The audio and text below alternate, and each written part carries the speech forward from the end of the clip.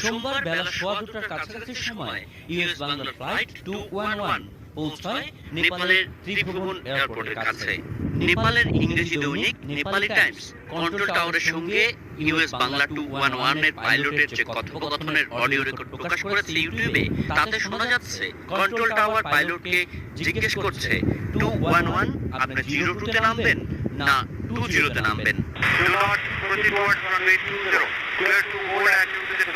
02 আর 20 একই রানওয়ের দুই দিক, একদিক থেকে নামলে 02, অন্য দিক থেকে নামলে সেটিকে বলা হয় 20।